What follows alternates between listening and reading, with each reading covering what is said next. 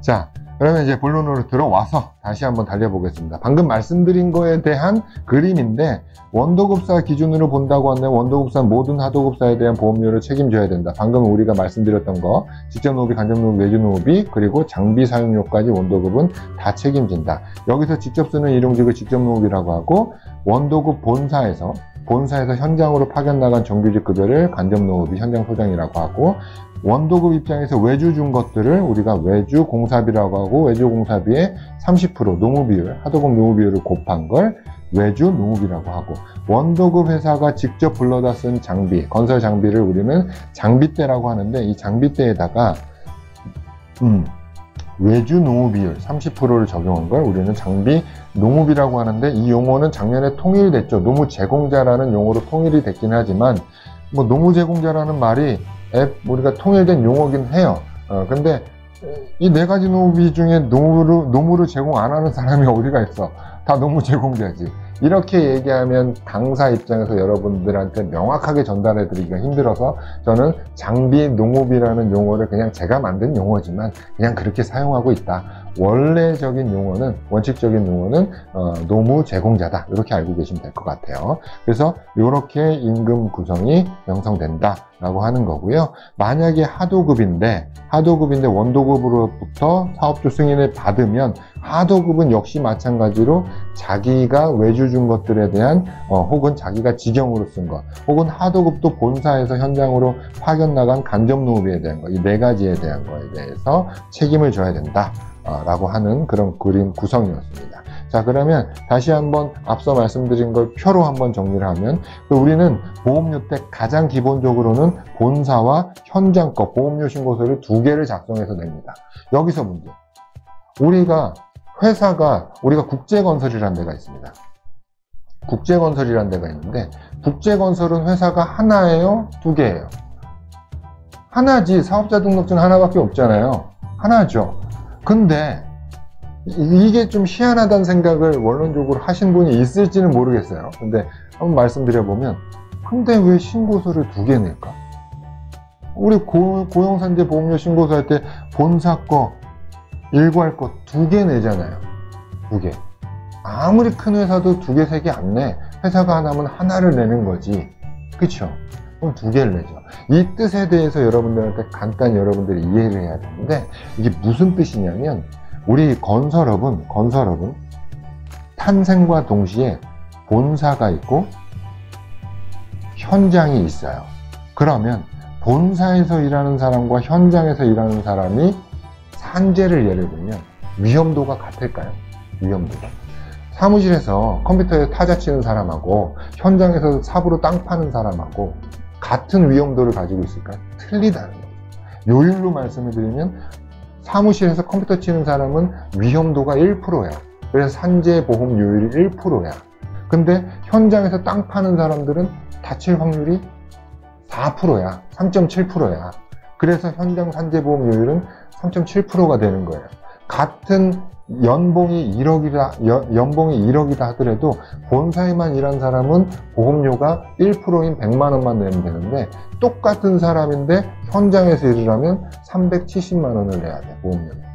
같은 연봉 1억을 기준으로 했을 때. 그건 왜 그러냐면 위험도가 다르기 때문에 그렇구나 라고 이해하시면 돼요. 그렇기 때문에 우리는 이 현장 거를 아예 분리해서 다른 보험 요율을 책정하는데 그 첫 번째 이유가 있는 거예요. 물론 다른 이유도 있어요. 근데 가장 대표적인 게 그런 이유에서 보험료 신고서를 각각 따로 찢어서 내는 거다. 그래서 건설업은 첫 번째 원도급 현장이 생긴과 동시에 사업장이 두 개가 생긴다. 하나는 본사, 하나는 현장을 통합하는 현장 일괄이라는 사업장이 고용산재에서는 생긴다. 그래서 관리번호도 본사 관리번호 뒤에 사업자 등록번호 뒤에 0번 붙은 거, 현장을 전체적으로 아우르는 현장 일괄이라는 현장 관리번호, 사업자 등록번호 뒤에 6번 붙은 관리번호.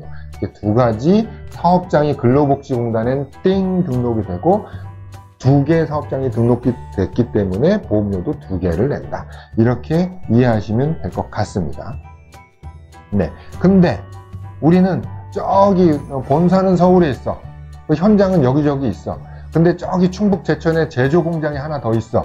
그럼 어떻게 되죠? 보험료가 3개가 되는 거지. 왜? 제조 공정은 또 요율이 다르잖아. 그쵸? 요율이 또 달라. 그렇기 때문에 현 본사, 현 건설일관, 그리고 제조까지 3가지 보험료를 내게 될 수도 있다라는 거고, 또 다른 경우는 우리가 본사밖에 없는데 본사가 제조공장하고 같은 사무실에 있어. 우리가 예를 들어 방배동 56번지인데 방배동 56번지 한 켠에선 사무실로 쓰고 나머지는 공장으로 써. 그러면 우리 본사는 고용보험과 산재보험, 고용은 어디 가나 다 똑같아요, 요율이. 근데 산재보험은 본사 원래 사무직은 1%고 현장은 3.7%라고 했잖아요. 근데 제조공장은 예를 들어 3%라고 하면, 제조는 뭐 업종마다 다르긴 하지만 제조공정이 이제 보험료율이 3%라고 하면 본사 사무실과 공장이 합쳐진 경우에는 고용보험은 1%고 산재보험은 본사 요율 따라가는 게 아니고 제조공장하고 주소를 같이 하기 때문에 높은 보험 요율로 따라간다. 그러면 산재는 3%가 된다. 그러면서 우리나라는 아까 제가 뭐라고 그랬죠? 모든 업종이 건설과 타 업종으로 구분된다고 했죠? 그러면 가장 큰 차이는 건설은 1년에 한 번 하는 보수총액 신고를 하고, 타 업종은 매달 보험료를 내는 부가고지 사업장이라고 했잖아요.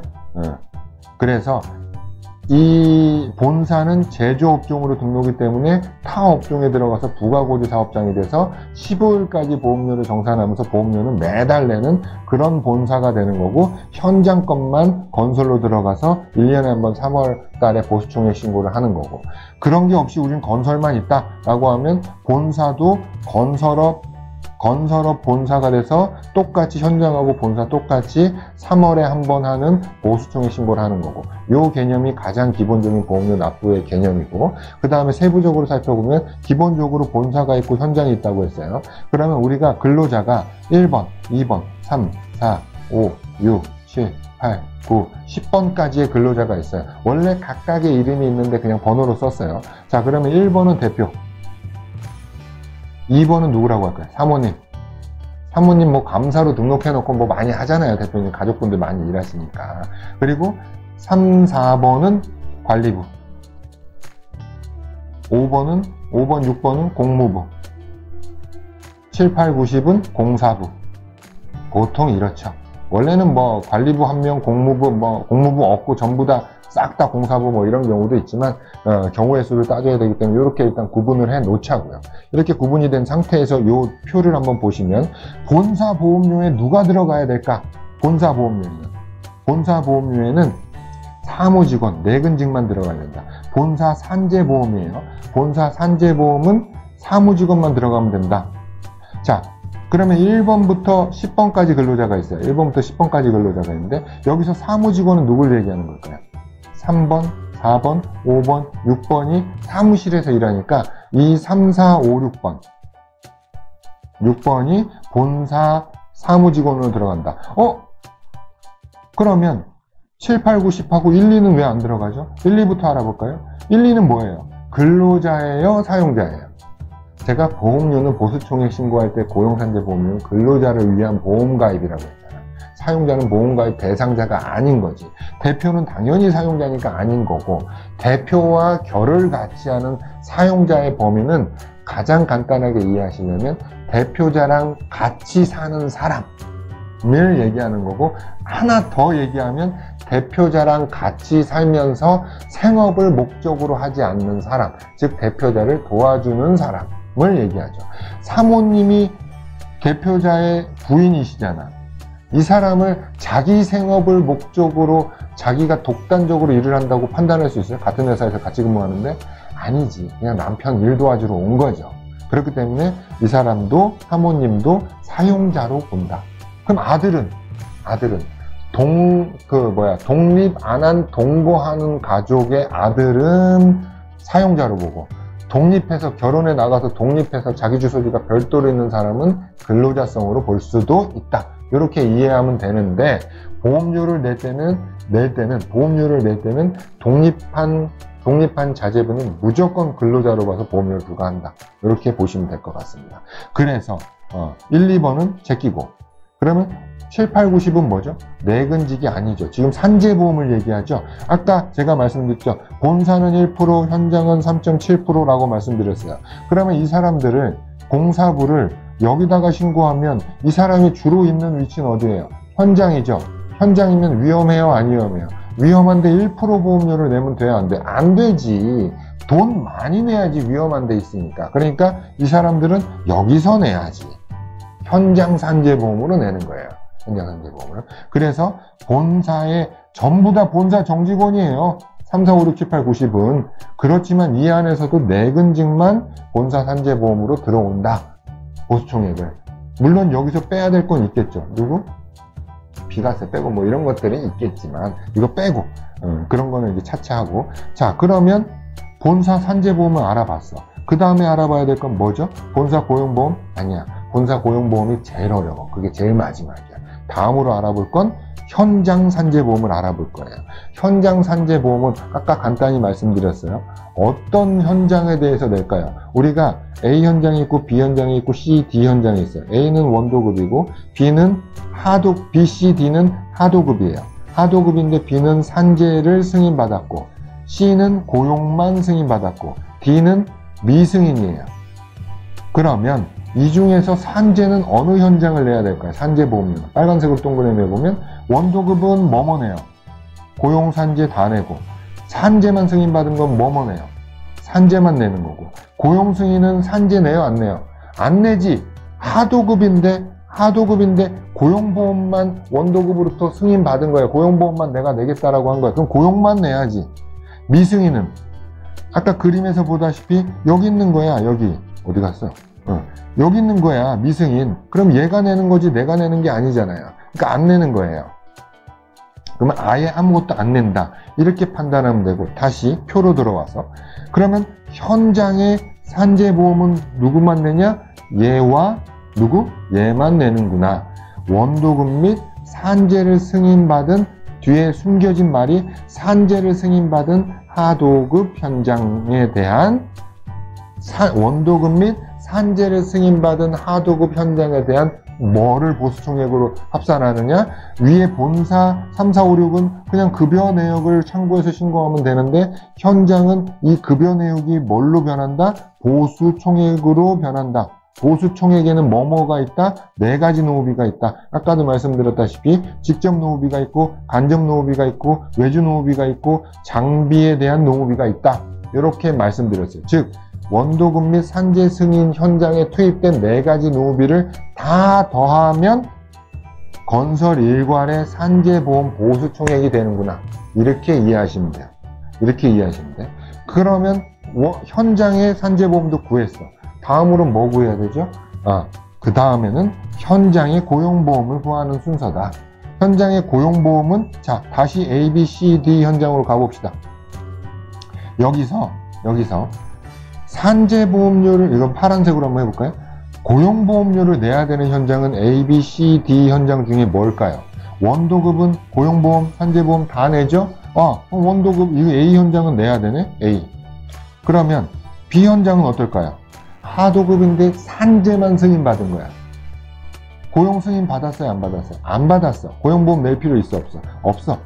C는 하도급인데 뭘 승인받았죠? 고용보험만 승인받은 거야. 고용보험 내야 된다라고 승인을 받은 거야. 사업주가 된 거야. 그럼 고용보험 내야죠. 그러면 A와 C 현장. D는 아무것도 원래 안 내는 현장이잖아. 이건 미승인 하도급. 그럼 이건 아예 제껴. 그러면 현장의 고용보험은 A, C 현장에 투입된 노무비를 산출하면 되겠구나, 보수총액을 산출하면 되겠구나 라고 계산이 나오는데 여기서 이거 지웁니다. 나오는데 자 그러면 똑같이 4가지 노무비가 들어가느냐? 고용보험은 좀 달라. 자 그러면 첫 번째로 얘기했던 게 간접노무비죠. 간접노무비인데 간접노무비가 여기 간접노무비가 일로 왔다가 일로 올라가 버리네요. 여기가 어느 위치예요? 본사의 고용보험이죠? 본사의 고용보험. 이게 무슨 뜻이야? 라고 한다면 자 보시면 여기서 볼까요? 빨간색으로 7, 8, 9, 10의 공사부 직원이 있어요. 이 중에 7번은 원도급 현장, 그리고 8번, 9번은 초록색으로 할까요? 8번과 9번은 고용 승인 현장이에요. 그러면 원도급 현장이니까 간접노무비가 1로 들어오네요. 8번, 9번은 고용보험 승인 현장이니까 1로 들어왔어야 되네요. 그럼 이 두 가지가 합쳐지겠죠? 합쳐져서 이 금액은 현장에서 내도 되지만 고용은 우리가 산재보험을 현장에서 내는 이유, 이 사람을 현장에서 내는 이유가 아까 뭐라고 그랬죠? 현장이 더 위험하니까 현장의 산재보험 요율을 적용받아, 이 이유잖아요. 그러면 고용보험은 어때요? 고용보험은 뭐 어디 가면 고용 형태가 달라지나? 이런 거 없잖아. 무조건 고용은 본사에서 이 사람들을 고용한 거잖아. 그렇기 때문에 고용보험료는 본사로 끌고 와야 돼. 근데 다 끌고 오는 게 아니야. 왜? 여기서 10번은 어디 투입됐? 10번은 그럼 어디 투입됐냐면 D번에 투입된 거예요. D번. D번이 어떤 현장이라고 했어요? 아까 미승인 하도급. 미승인 하도급에 투입된 간접노무비는 어디서 보험료를 낼까요? 여기 투입된 간접노무비는 얘 건 누가 다 낸다고 했죠? 얘가 다 내는 거야. 얘가. 즉 다시 이렇게 이해하셔야 돼요. 이게 좀 중요한 건데, 원도급이 하도급 보험료를 낼 때는 공급가에게 예를 들어 1억이라고 하면 1억 곱하기 공사비가 1억이에요. 얘한테 준 공사비가 곱하기 30% 하는데, 이 30% 안에는 도대체 뭘 가지고 30%라고 하냐? 30% 안에는 4가지 노무비가 들어가 있는 거야. 이 하도급 업체에서 쓴 직접 노무비, 하도급 업체에서 쓴 간접 노무비, 하도급 업체에서 쓴 외주 노무비, 하도급 업체에서 쓴 장비 노무비까지 다 들어간 걸 우리는 30%라고 얘기를 해요. 그러면 원도급에서 여기 투입된 간접 노무비도 냈네? 여기서 말하는 간접 노무비는 이 사람 거죠? 그러면 냈죠, 이미 원도급이. 그럼 우리는 안 내도 되는 거죠. 그래서 어느 하나에서도 여기에서도 이 10번의 행적은 보험료는 어디에서도 내면 된다, 안 된다? 안 된다가 기본이야. 즉 그러면 다시 현장의 고용보험료를 내야 되는 현장에 투입된 간접노무비만 더해서 본사로 올려주면 되겠구나. 이렇게 이해하시면 되는 거죠. 그러면 현장에서 고용보험료를 내야 되는 현장은 A번 원도급이니까 내야 되고, B 아니고 C는 고용보험 승인을 받았으니까 내야 되는 거죠. 아, A와 C에 투입된 간접노무비만 내면 되는구나 라고 여기서 계산이 돼야 돼요. 이따 왜 여기서 계산이 돼야 되는지는 뒤에 가서 말씀드릴 거야. 어쨌든 표로 보면 여기에서 계산이 돼서 이 금액을 본사에 합산한다 라고 하는 거고, 또 장비 사용료가 빠졌네요. 장비 사용료에 대한 노무비, 그러니까 노무제공제에 대한 노무비는 산재보험료만 내요. 산재보험료만. 그럼 이것도 히스토리가 있어. 왜 장비는 산재만 낼까? 이 장비 업체들은 보통 어떻게 운영되냐면 프리랜서 쪽으로 운영이 되거나 개인 사업자로 운영이 되면서 산재보험의 혜택을 못 받고 다치면은 제대로 된 치료를 받지 못하기 때문에 국가에서 불쌍히 여겨 현장에 투입된 장비도 사업자와 상관없이 무조건 산재 처리되게 해줘라 라는 차원에서 장비대에 대한 산재보험을 건설 공사 현장에서 책임지게 된 거예요. 그렇다 손 치더라도 고용보험에 대한 건 우리가 이 사람을 직접 고용한 건 아니잖아. 장비에 대한 걸. 그렇기 때문에 고용보험료 납부 책임은 없는 거다. 이렇게 이해하시면 돼요. 그러면 현장에 대한 고용보험은 두 가지만 남네요. 일용직 인건비인 직접 노무비와 외주 노무비만 남는다. 간접 노무비는 왔다가 스쳐서 위로 올라간다. 이렇게 이해하시면 되겠고, 마지막으로 본사 고용보험은 뭐가 넘어오냐면 사무직원 급여가 넘어옵니다. 그대로 3, 4, 5, 6이 넘어오고 플러스 현장 근무 상용직 공사부, 여기서 넘어온 거 누구누구가 있을까요? 7, 8, 9, 10번 중에서 7번 원도급, 그리고 8번, 9번도 C 현장에 투입된 사람이잖아요. 고용보험 현장이니까. 그래서 8번, 9번, 10번은 안 들어가고, 이렇게 해서 본사 고용보험도 완성이 된다. 요게 전체입니다. 요게 전체 현장. 요것만 나 이거 제대로 다 이해했어. 이 정도 다 이해했어 라고 한다면 오늘 강의 안 들으셔도 돼요. 이제 뒤에 나오는 뭐 속된 말로 꼼수만 들으시면 되는 거지 이제. 자, 그래서 했고, 자, 그러면 우리가 이 위치에서 아까 저는 표시를 A, B, C, D 현장으로 표시를 했지만 이 중에 뭐가 원도급이고 뭐가 사업주 승인이고 뭐가 고용 승인이고 뭐가 미승인이고를 알아야 되잖아. 정확하게 공단하고 일치해서 알아야 되잖아. 내가 알고 있는 거랑 공단이 알고 있는 거랑 다르면 안 되잖아. 그게 바로 그걸 조회하는 게 근로복지공단에서 그대로 누르시면 돼요. 여기 들어가서 2번 정보조회 누르시고 3번 보험료 조회를 누르신 다음에 4번 사업 개시 현황 조회를 누르시면 요 화면이 떠요. 그럼 요 화면이 뜨면 여러분들이 뭘 누르시느냐? 여기 빈칸 많아. 다 채우고 싶잖아. 첫 번째부터 보험 구분을 누르시면 뭐가 뜨냐면 뭐 고용 산재 뭐 이런 것들이 나오겠죠. 그냥 누르지 마. 전체를 봐야지. 우리는 상태 전체를 봐야지.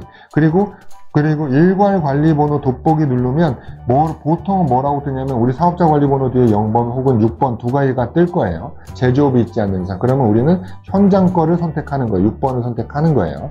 그 다음에 마지막 공사 시작일자, 종료일자가 나와요. 우리는 지금 몇 년도 거라고 있죠? 2024년도 거 보험료 산정을 하기 위해서 모인 거예요. 그러면 시작일자, 종료일자는 며칠부터 며칠까지로 해야 돼? 이게 딱 답을 받아야 되는데 2024년이니까 2024년 1월 1일부터 2024년 12월 31일까지 라고 생각하면 안 되지. 그렇게 생각할까봐 질문을 한 거고. 왜 그러면 안 되느냐? 보시면 우리가 공사라는 건 1월 1일부터 무조건 12월 31일까지 공사가 끝나지 않아. 모든 공사는 예를 들어 2023년, 2024년, 2025년이라고 한다면 A 현장은 요만큼 가고 B 현장은 요렇게 갈 수도 있고 C 현장은 요렇게 갈 수도 있고 D 현장은 요렇게 갈 수도 있어요. 그러면 여기서 우리가 보험료 산정을 위해서 알아야 될 부분은 요만큼인 거야. 그쵸? 근데 이 날짜를 2024년 1월 1일로 해버리면 요거 안 나와. 왜냐면 시작일자를 기준으로 하는 거니까. 그쵸? 그러면 요것만 나와. 그러면 요것만 가지고 보험료를 신고해보면 요게 누락되는 꼴이 되니까 여러분들은 어떻게 해야 된다? 그냥 누르고 싶어. 이거 뭐 빈칸이라서 쓰고 싶어도 참아. 아무것도 쓰지 말고 이 전체 화면에서 돋보기 눌러서 6번만 선택하고 그냥 조회를 눌러. 아무것도 하지 마. 제발 아무것도 하지 말고 요것만 해서 조회를 누르시면 요 화면이 나와요. 물론 요 화면은 여기 조회 누르시면 밑에 쫙 나와. 밑에 나와요. 나오면 여기서 요거 누르신 거예요. 엑셀 저장 있죠? 요걸 누르시면 엑셀로 이렇게 딱 변경이 됩니다. 엑셀로 이렇게 딱 변경이 되면 여기에 쭉 저는 여러분들의 예시를 돕기 위해서 딱 한 7가지만 이렇게 제가 만든 현장들을 표시를 해 놓은 건데 여러분들 거는 어떻게 나올 거냐면 우리가 법인을 설립한 날부터 오늘까지 사업 개시한 모든 현장이 다 나와요. 다 나오면 첫 번째로 여러분들이 해야 될 게 어떤 게 있냐면 공사 시작일에 엑셀로 정렬하는 기능이 있어요. 전체를 다 잡아서 위에 엑셀에 보면 정렬 기능이 있어. 그럼 여기 이렇게 화살표가 이렇게 생겨요. 그럼 요거를 잡아서 누르면 오름 차순, 내림 차순 정렬 뭐 이런 게 있어. 그러면 이거를 내림 차순 정렬로 하면 2025년도께 위로 올라오겠죠. 25, 그리고 24, 23 올라오겠죠. 25년도에 공사가 시작된 건 우리가 볼 필요가 있어요, 없어요? 없지. 24년 것만 할 거니까. 과감하게 25년도 건 묶어서 삭제, 날려. 그렇게 날려. 그리고 두 번째로 공사 종료일을 기준으로 정렬을 해서 오름차순 정렬을 하면 빠른 거부터 나오겠죠. 그럼 종료가 예를 들어 오래된 업체들은 2001년, 2년, 3년, 4년, 5년, 6년, 7년, 8년, 2022년, 2023년, 2024년 이렇게 나올 거야. 그럼 2023년 것까지는 우리가 종료된 거니까 볼 필요가 없죠. 2024년이 들어간 것만 보면 되는 거니까. 그럼 2023년 거는 다 날리면 안 돼. 이건 안 돼. 왜 안 되느냐? 여러분들이 이거는 사업 개시 신고를 한 내역이 나온 거기 때문에 2023년 12월 31일까지 공사를 다 날리게 되면 예를 들어 실무적으로 이런 게 있어요. 실제 계약서상 날짜는 2023년 10월 31일까지인데 공사가 늘어졌어. 공사가 늘어져서 기성이 2024년에 막 발생이 되고 자료도 있고 막 그런데, 다만 사업 개시 신고만 공기 현장에 대한 신고를 안 해주셔가지고 여기만 그냥 2023년까지로 나오는 경우가 덜어 있어. 그렇기 때문에 저는 어떻게 하냐면 2023년 최소한 하반기 것까지는 남겨놔. 하반기 거. 예를 들어 한 8, 9월부터는 남겨놓고 이 이전 것만 쭉 잡아가지고 또 어떻게 삭제하면 그때 비로소 2024년도에 대한 이 내용만 나오겠죠. 그러면 이제 한눈에 들어오기 시작할 거야. 2024년 것만 딱 정렬이 되고 필요 없는 건 다 날려버렸으니까. 그쵸? 자, 그런 다음에 여러분들이 이제 해야 될 게 있어요. 여기 보시면 여기서 뭘 해야 되냐면 보험 구분에 가보시면 산재고용, 산재고용, 고용고용, 고용고용, 고용이 있어요. 이게 무슨 뜻이냐면 이거는 산재보험, 고용보험을 다 내야 된다라는 뜻이고 고용고용, 고용은 고용보험만 내면 된다라는 뜻이죠. 근데 요걸 보기 전에 요거와 같이 봐야 되는 게 사업주 승인 여부를 같이 보시는 거예요. 이 중에서 동그라미가 있고 X가 있네요. 이게 무슨 뜻일까요? 사업주 승인을 동그라미는 받았다라는 뜻이고 X는 사업주 승인을 받지 않았다라는 뜻이겠죠, 당연히. 근데 사업주 승인을 받지 않았음에도 불구하고 여기 나와 있는 건 어떤 뜻이냐? 여기는 기본적으로 여기서 줘야 되는 건 기본적으로 뭐만 줘야 되냐면 보험료 납부에 의무가 있는 사업주 현장만 표시돼요. 즉 우리가 보험료를 납부하지 않아도 되는 미승인 하도급 현장도 있을 거 아니에요. 거기는 여기 나오질 않아. 그러면 여기 나오는 건 보험료를 내야 되는 현장만 나오는데, 그래 하도급인데 사업주 승인을 받아서 여기 나오는 건 이해가. 그럼 X는 뭘까요? 내가 신고한 거, 우리 업체가 신고한 거. 내가 왜 신고했지? 내가 원도급이니까 신고한 거가 X로 표시돼서 이렇게 나오는 거예요. 근데 여기서 여러분들이 봐야 될 건 뭐냐면 요즘엔 그런 일이 없는데 예전에만 해도 그런 일이 굉장히 많았어요.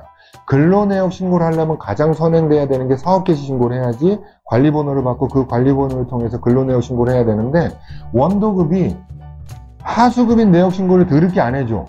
그래서 관리번호가 안 나와서 근로내역 신고해야 되겠다는 욕심에 내 하도급 현장을 원도급인 것처럼 신고를 해버려.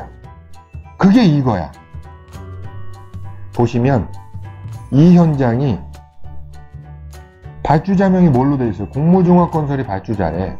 이건 원도급이지 발주자 이름이 아니잖아요. 그냥 내가 원도급을 발주자 이름으로 넣어서 내가 신고를 해버린 거지. 그러면서 내가 신고했는데 이걸 원도급으로 올려져 있어요. 근데 여기는 성립 취소라고 돼 있죠. 이건 나중에 이렇게 신고하면 안 되는구나 라고 발견해서 성립 취소를 한 거지. 만약에 성립 취소를 안 했으면 이것도 납부해야 되는 현장으로 공단이 인식할 수 있는 거예요. 굉장히 중요한 부분입니다. 그거 하나랑 그 다음에 그래서 이 X로 표시된 부분 있잖아요. 이거는 저는 신뢰하지 마세요 라고 얘기합니다. 신뢰하지 마세요. 왜 신뢰하지 말까요? 내가 신고한 건데. 그렇기 때문에 신뢰하지 말라는 거예요. 여러분들은 여러분들 스스로를 믿으면 안 돼. 왜냐하면 정말 우리가 정상적인 공사 현장만 몇 년짜리 몇 달짜리만 있어서 그걸 철저하게 다 신고했다라고 하는 업체도 많이 있지만 그 중에는 우리는 짤막짤막한 잡공사도 좀 있어요. 하자보수 공사도 있고 잡공사도 있는데 뭐 한 달짜리라서 신고 안 했고 두 달짜리라서 신고 안 했고 한 달도 안 돼서 신고 안 했어요가 많이 있는 경우가 있어. 그런 경우는 신고 안 했으면 여기 안 나오는 거죠. 근데 여기 안 나왔다고 보험료 신고 안 해도 되네? 라고 생각하면 안 된다라는 뜻이야. 그러니까 X 표시로 된 건 내가 신고한 거니까 이건 신뢰하지 마. 이렇게 정리하시고 다만 여기서 동그라미 표시된 거 있죠. 동그라미 표시된 건 뭐냐면 내가 하도급에서 지위를 넘겨받은 현장이야. 이거는 과정이 복잡하고 여기에 대한 최종 승인권자는 누구한테 있냐면 복잡한 과정을 통과해서 공단이 승인을 내려준 거기 때문에 이건 100% 신뢰해야 돼. 여기 나와 있는 건 곧 죽어도 보험료를 내야 된다라고 생각을 하셔야 돼. 단 예외가 있어요. 예외가 있는데 그 예외가 뭐냐면 이런 거죠. 뭐냐면 여기는 고용이라고 정상적으로 돼 있지만 여기 고용 산재라고 표시가 돼 있어요. 분명히 동그라미인데 고용 산재야. 근데 우리가 계약서와 본 계약서와 서류를 살펴보니까 뭐라고 나와 있냐면 고용보험만 납부인수 받았대. 근데 여기 고용산재가 다 표시됐어. 이건 어떤 경우라고 얘기할 수 있냐면, 우리가 고용보험만 사업주 승인 받았어요 라고 신고했는데 공단이 표기를 잘못해서 고용산재를 다 체크해버린 거야. 이런 경우에는 여기 오류가 남을 수 있어요. 이렇게 고용산재라고. 이거는 확인하셔서 공단에 다시 정정 요청을 하셔야 돼. 이 경우가 하나 있고, 두 번째 케이스는, 이 경우는 근데 드물어요. 드문 케이스가 있고, 보통의 케이스는 뭐가 있냐면, 내가 사업주 승인을 받은지 안 받은지도 몰랐는데 여기 현장명이 온 거야. 모르기도 했고, 사업주 승인을 받았으면 원청한테 보험료를 정산받아야 되는데 보험료도 정산도 안 받았어. 난 이건 사업주 승인을 받은지도 몰랐거든요. 그러니까 원청한테 정산 때 돈 달라는 소리도 못했어. 근데 보고 지금 보니까 여기 떡하니 보험료 내야 된다고 있어. 그럼 이거는 내야 될까요? 안 내야 될까요? 이건 내야 돼. 왜? 과정상의 하자가 없었기 때문에 절차법에 따라서 이거는 인정이 되는 거야. 사업주 승인 받았다고. 근데 나는 왜 몰랐을까? 내가 철저하지 못했기 때문에 몰랐은 거야. 그러면 사업주 승인을 받으려면 첫 번째 절차가 뭐가 있어야 되냐면 30일 이내에 사업주 승인을 승인한다는 인정서류, 그 납부인수 계약서를 가지고 원청이, 그러면 이 인정서류는 누가 도장 찍어줘? 우리가 도장 찍어준 거야. 난 안 찍어줬는데요? 여러분들은 안 찍어줬겠지. 현장에서 사용인감으로 다 찍어. 그래서 그게 원청으로 들어가서 이게 근로복지공단으로 정상적인 신고가 다 이루어진 거야. 그렇기 때문에 이건 인정하셔야 돼. 그럼 공단에다 이거 내가 못 받았는데 내는 거 억울해요 라고 하면 공단은 또 뭐라고요? 일단 내고 원청하고 소송하세요. 이런 말을 들을 수 있는 거죠. 그래서 그렇게 이해하시면 된다 라고 하는 겁니다. 자, 다음. 자, 그럼 이렇게 됐을 때 1, 0, 2, 3, 4, 5, 6번이 있는데 산재보험료를 납부해야 되는 현장은 그럼 몇 번일까요? 답이 나왔죠? 1번.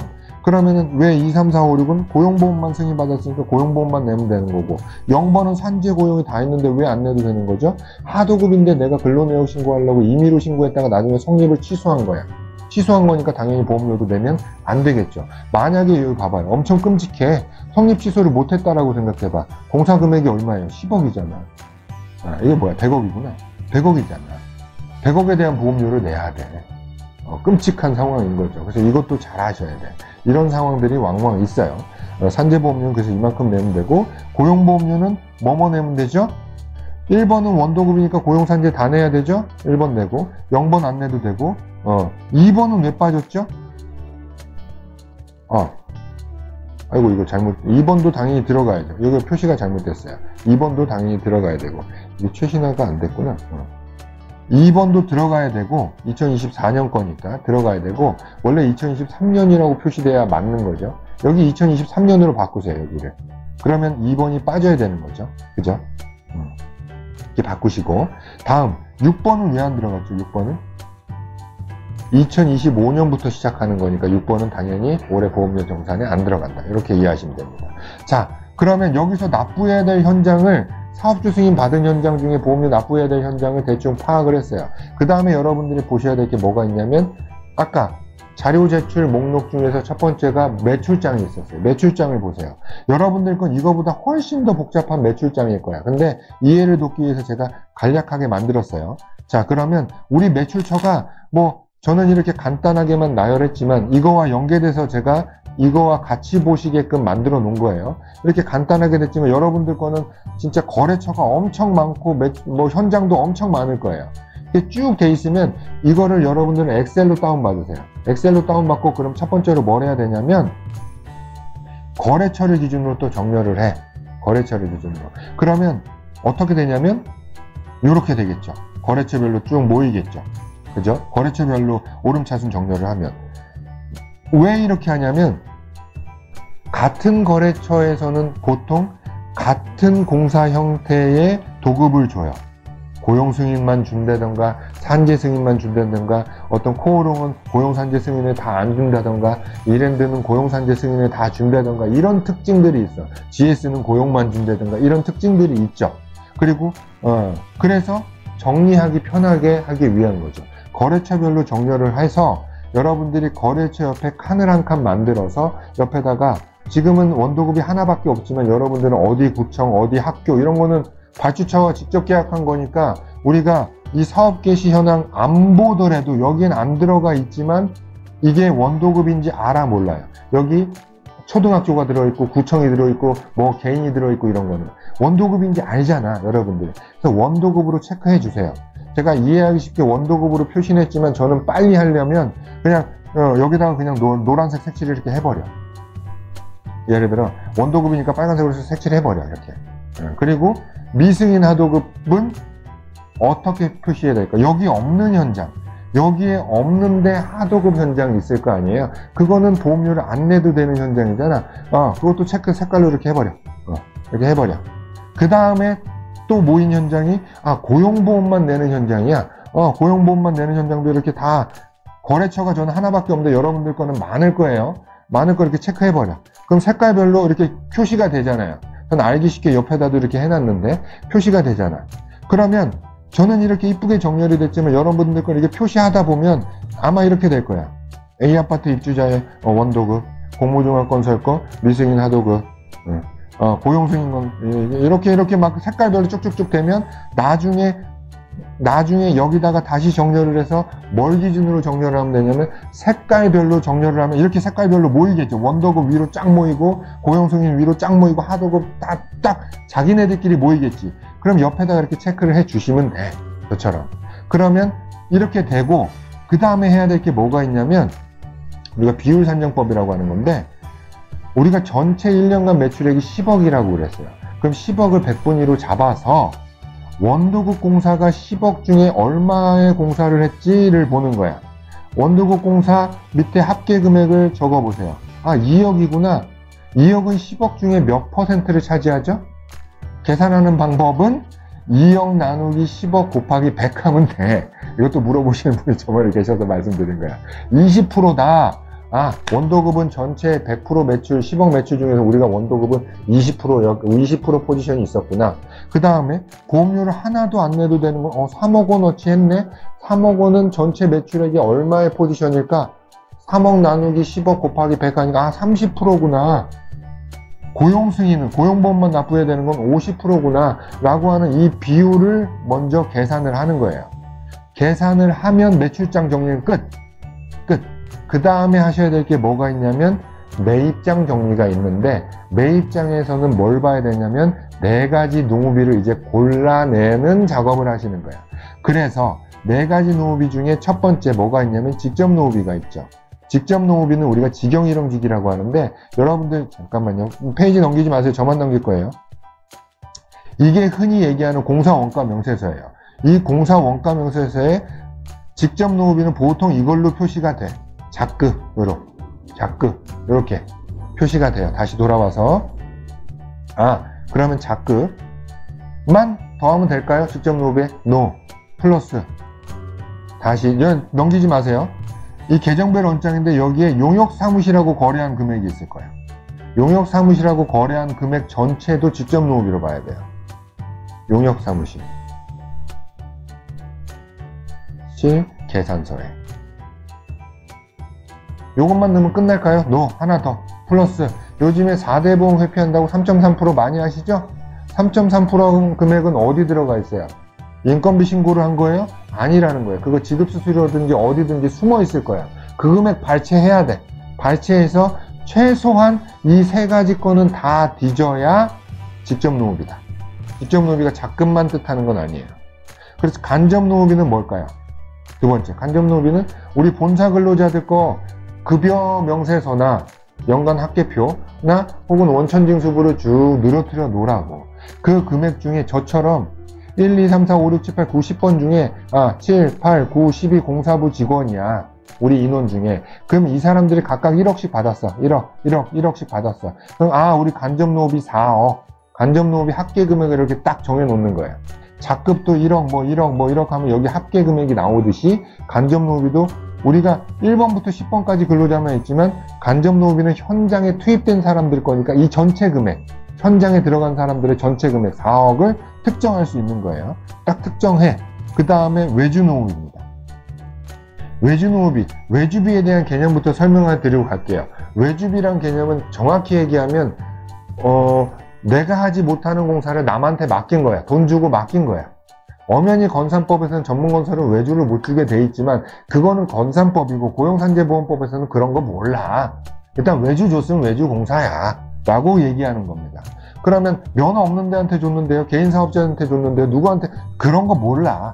줬으면 외주비야 이렇게 생각하면 되고, 그럼 외주비의 정의를 정확하게 정말 날카롭게 분리를 하자면 어떤 거냐, 계산서 금액이 크든 적든 간에 그 안에 인건비성 금액, 여기서 말하는 인건비성 금액은 설치비, 작업비 등등 인건비성 금액이 단 1%라도 포함되어 있는 계산서 금액은 그거는 외주 공사비다 라고 이해하셔야 돼요. 제가 오프라인 강의 때마다 예를 드는 게 있어요. 여러분들 눈을 들어서 하늘을 봐. 형광등이 박혀 있어. 근데 형광등이 매립등이야. 매립등을 하려면 어떻게 해야 돼요? 천장을 뚫는 작업이 있어야 되겠지. 그쵸? 근데 이 형광등이 10억짜리야. 왜냐면 다이아몬드거든. 다이아몬드로 되어 있어. 여러분들 눈에 안 보일 수도 있는데 이게 다이아몬드야. 10억이야. 근데 이 10억짜리 다이아몬드 형광등을 천장에 설치하기 위해서는 근데 하나야, 하나. 얼마의 인건비가 들까요? 설치비가. 많이 잡아도 100만 원이겠죠? 그치? 많이 잡아도 2명이 반나절이면 되는데 그냥 넉넉하게 많이 잡아야 100만 원이야. 그럼 10억 중에 인건비가 얼마 들어간 거죠? 100억이야. 형광등 설치비인데, 형광등이라고 안 하죠, 요즘에. 10억 계산서가 끊겼는데 이 중에 우리는 재료비, 노무비, 경비로 공사의 3대 요소를 정할 수 있는데 여기 노무비가 설치비에 들어가겠죠. 노무비, 경비가 설치비겠죠. 이게 100만 원이야. 그러면 재료비는 얼마란 뜻이야? 9억 9,900만 원이란 뜻이겠죠. 그런데 이 10억짜리가 노무비가 들어가 있다라고 결정이 되는 순간 100만 원이 인건비로 책정되는 게 아니고 불가능하고 10억 곱하기 30%로 해서 3억이 인건비로 보수총액에 들어가서 3억에 대한 보험료를 내야 돼. 실질적으로 이 형광등 10억짜리에 대한 거래 명세표를 보면 재료비 9억 9,900만 원, 노무비 100만 원, 또 뭐 경비 0원이라고 돼 있어서 인건비가 100만 원인 게 확인이 됐다 손 치더라도 실제 보험료는 곱하기 30% 3억에 대한 보험료를 내야 된다. 즉, 이 명확한 거예요. 정확하게 이거예요. 그러니까 여러분들이 애매해?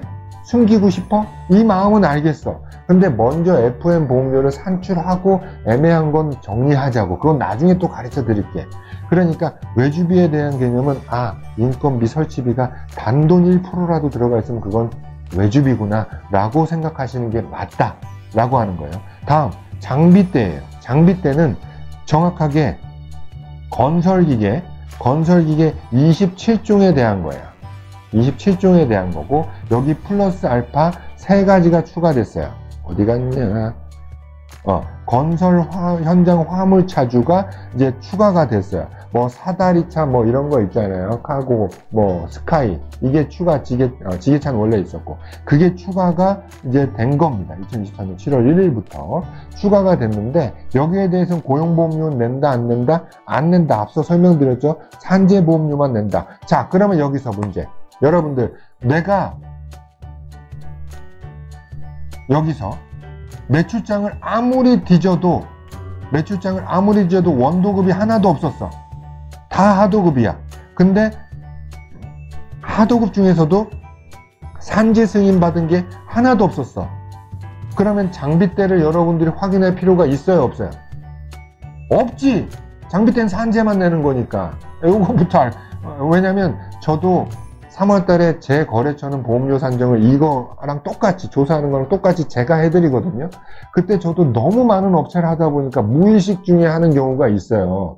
근데 분명히 산재보험료 내는 현장이 없음에도 불구하고 무의식 중에 하다 보니까 장비 사용료를 제가 검토하고 있어. 장비 사용료를, 장비대를. 헛짓거리 하고 있는 거지, 저조차도. 그러니까 여러분들도 헛짓거리 하지 말라고 미리 말씀을 드려보는 거야. 어쨌든 장비 사용료는 산재보험료만 낸다. 27종에 해당하는 금액하고 플러스 알파 새로 추가된 3가지에 대해서 이제 내는 건데, 산재보험료만 내는 건데, 여기서 또 여러분들 억울하실 만한 게 있죠.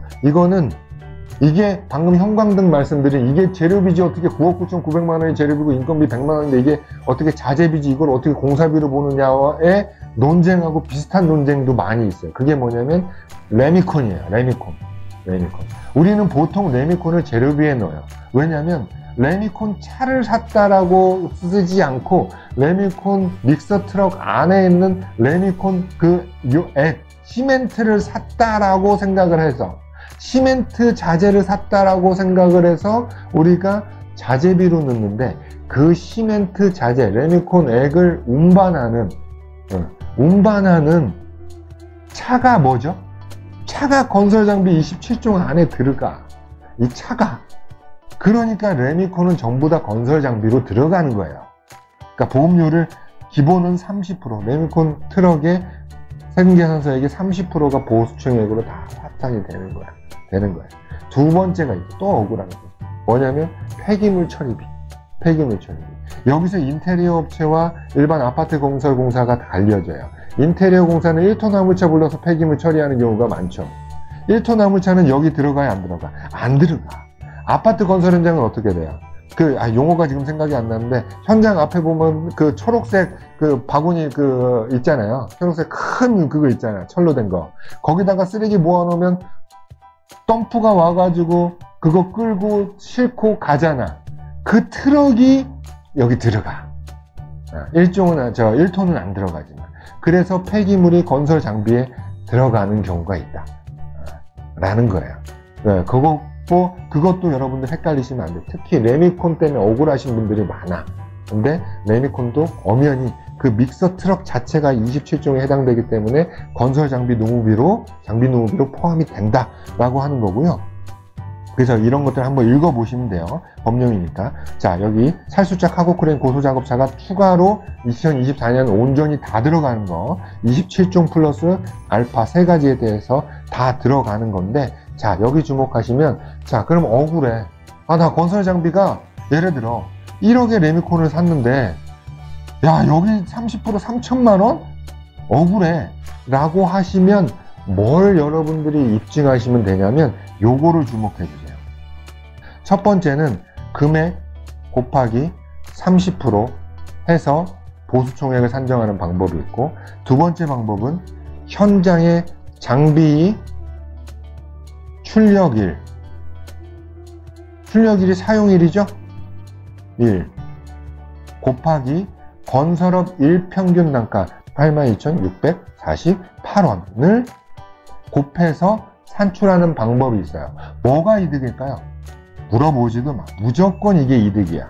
그럼 이렇게 하면 되잖아요. 안 되니까 말씀드리겠지. 왜 안 되느냐? 이걸 하려면 이게 있어야 돼. 여러분들 여태까지 장비 쓰면서 거래명세표 챙겨주세요. 장비 일지 주세요. 라고 해본 적 있어요? 없어요? 거의 없어. 있는 건 뭐밖에 없어요? 계산서밖에 없어. 계산서엔 총액만 나와 그냥. 그나마도 레미콘은 다행인 게 회배가 들어가. 루베가. 그래서 60 곱하기 얼마는 3천만 원, 2천만 원 이렇게 들어가. 그럼 60이라는 건 뭐야? 우리가 레미콘 믹서 트럭 한 차가 몇 루베죠? 6루베라고. 그럼 60이면 공단에서 이거는 입증 안 해도, 이런 거래명세표 이런 거 없어도 10일이구나 라고 해서 이 금액 무시하고 10일을 여기다 대입해서 11 곱하기 82,648원에서 이 1,000만 원이란 계산서 금액 무시하고, 3천만 원이란 계산서 금액 무시하고, 원래는 3천만 원 곱하기 30% 하면 900만 원을 내야 되는데, 그냥 82,648원 곱하기 11에서 826,648원으로 계산해서 공단도 그렇게 계산을 해줘. 믹서 트럭은. 근데 다만 믹서 트럭이 예를 들어 이 번호판이 1, 2, 3, 4가 오늘 2번 왔어. 2번 올 수도 있는 거잖아요. 2번 왔으면 이 한 차가 오늘 12루베를 한 거지만 그거를 입증할 방법이 없으니까 한 번 온 거예요. 무조건 6루베당 한 번이야. 그렇게 입증하는 방법이 간접적으로 있고, 40만원짜리 계산서예요. 그러면 440만원짜리 440만원짜리 보통은 이게 없다면, 거래명세표가 없으면 440만원 곱하기 30%죠. 그러면 342 하면 132만원에 대한 2만원에 대한 보수총액을 내셔야 되는 거예요. 132만원? 일단 30% 하면 132만원이구나. 440만원에 대해서 알고 계시는데, 여기는 거래명세표를 입증해서 이 펌프카가 작업시간 이렇게 돼서 며칠만 들어왔어요 라고 입증한 거야. 그럼 3일이잖아요. 그러면 3일, 아까 여기 장비 출력일이 3일이 되는 거죠. 3일 곱하기 82,648원이 되는 거죠. 그럼 그냥 8만원만 해보자고. 38에 24. 24만원이 되는 거지. 130만원이 비싸요? 24만원이 비싸? 압도적인 금액 차이로 24만원이 싸죠? 그럼 이걸로 보험료 낼래? 이걸로 보험료 낼래? 이게 되는 거야. 여기서 핵심, 날짜를 입증할 수 있는 서류가 있다. 출력일을. 그러면 그 날짜 곱하기 건설의 일평균 단가인, 여기 나오죠? 82,648원을 곱해서 보수총액을 산정하면 되고, 여기 보면 장비 사용료가 이렇게 있잖아요. 장비 사용료가 이렇게 있어. 장비 사용료가 있는데, 이거는 거래명세표가 있어. 이거 없어. 그럼 없는 건 30% 곱하고, 있는 거는 곱하기 82,000원. 없는 건 곱하기 8만, 있는 건 8만이지. 이렇게 하셔도 돼. 이해 가시죠? 있는 것만이라도 이렇게 계산하시면 된다 라고 하는 거예요. 그래서 이렇게 계산하는 건 뒤에 배우겠지만 쓰는 란이 따로 있어요.